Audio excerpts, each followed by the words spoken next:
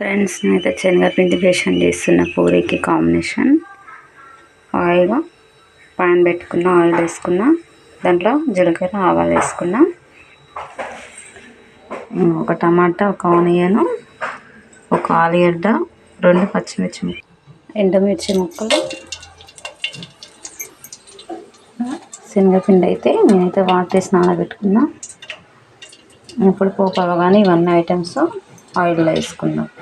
First ఆలుగడ్డ, పచ్చిమిర్చి ముక్కలు వేసుకుందాం.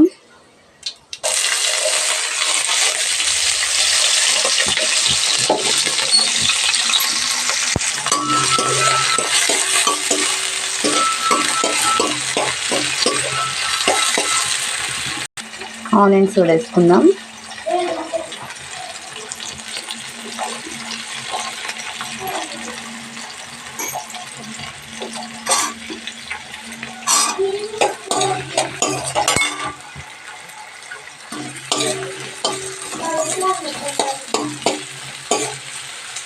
టమాటా ముక్కలు వేసుకుందాం.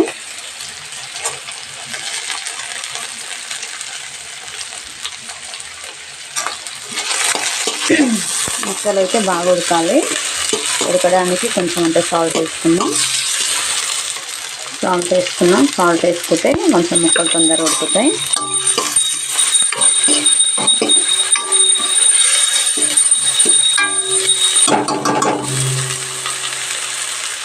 కొంచెం ఉడకగానే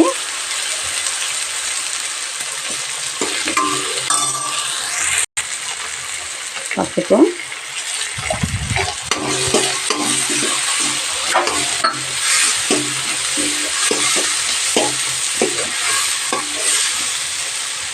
అల్లం వెల్లిగడ్డ పేస్ట్,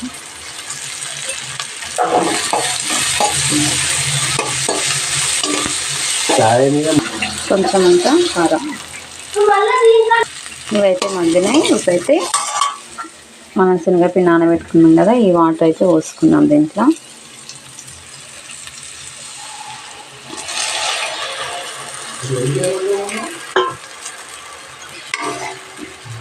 ఇది బాగా కొంచెం మగ్గాలి. కొన్ని వాటర్ వేసుకుందాం. కొన్ని వాటర్ వేసుకుందాం.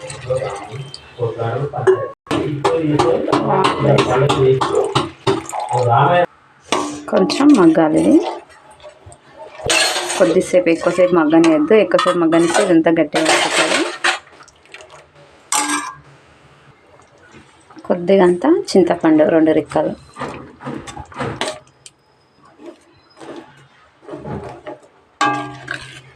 ఇదైతే ఉడుకుతుంది. ఒక 2 మినిట్స్ ఆగి స్టవ్ అయితే ఆఫ్ చేసుకుందాం. అయిపోయింది ఫ్రెండ్స్. చూడండి, శనగపిండి బేషన్ అయితే రెడీ అయింది. పూరికి అయితే కాంబినేషన్ చాలా బాగుంటుంది. చాలా సింపుల్. నా వీడియో నచ్చితే ఒక లైక్ కొట్టండి ఫ్రెండ్స్. ఓకేనా? బాయ్.